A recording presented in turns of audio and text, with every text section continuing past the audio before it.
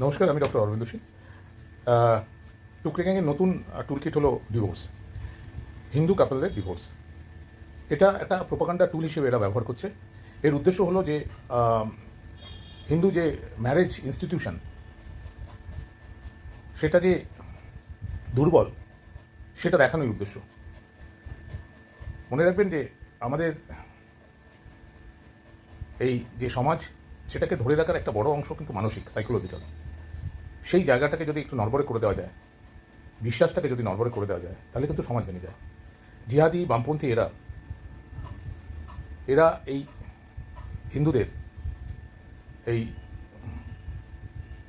বিবাহ, এই যে ম্যারেজ, যে একটা ইনস্টিটিউশন, একটা পিলার হিন্দু সমাজের, সনাতনী সমাজের, সেটাকে এই ধরনের প্রোপাগান্ডা করে নতুন প্রজন্মের কাছে দেখাতে চাইছে যে তারা যেন বিয়ে না করে। বিয়ের অবশ্যম্ভাবী পরিণতি হলো ডিভোর্স, খোরপোশ এবং বিচ্ছেদের যাতনা, ডিপ্রেশন, সুইসাইড ইত্যাদি ইত্যাদি। একটা সিকোয়েন্সিয়াল ইভেন্ট তৈরি করতে চাইছে, যাতে কি না জেনজি যদি বা জেন আলফা যারা বড় হচ্ছে তারা যদি এই বৈবাহিক সম্পর্কে না যায়, তাহলে তাদের কাছে পড়ে থাকছে হলো যে সম্পর্ক, তা হলো প্রমিসকিউটি অথবা অথবা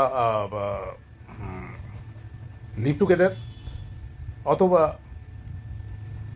সমলিঙ্গ সম্পর্ক। এই ধরনের সম্পর্কে সাধারণত যেটা ওয়েস্টার্ন কান্ট্রিতে হয়েছে, জাপানের মতো দেশে হয়েছে, জনসংখ্যা কমতে শুরু করেছে এবং সমাজ ক্ষয়িষ্ণু হয়েছে। তাহলে প্রসপারিটির সাথে ম্যারিটাল রিলেশন, ছেলে মেয়ে, এগুলো একটা সম্পর্ক আছে ডেফিনেটলি। আর একটা দিক আছে দৈনন্দিন যে চাহিদা, কর্মী হিসেবে বা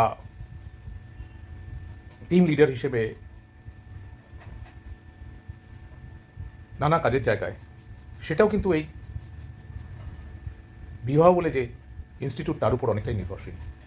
আর এই যে সংসার চলছে এটাও কিন্তু বৈবাহিক সম্পর্কের জন্য, কারণ পারভার্টেড রিলেশন কখনো প্রোডাক্টিভ হয় না। সেটা আমরা ইউরোপকে দেখছি, আরও কিছু দেশে দেখছি। আর এই সুযোগে শুয়োরের খোয়ার বেড়ে যাচ্ছে, কিছু কিছু বিশেষ ধর্মাবলম্বীদের শুয়োরের খোয়ার বেড়ে যাচ্ছে, যারা মেনলি একটা ক্রিমিনাল কমিউনিটি। ফলে ব্যালেন্সটা চলে যাচ্ছে।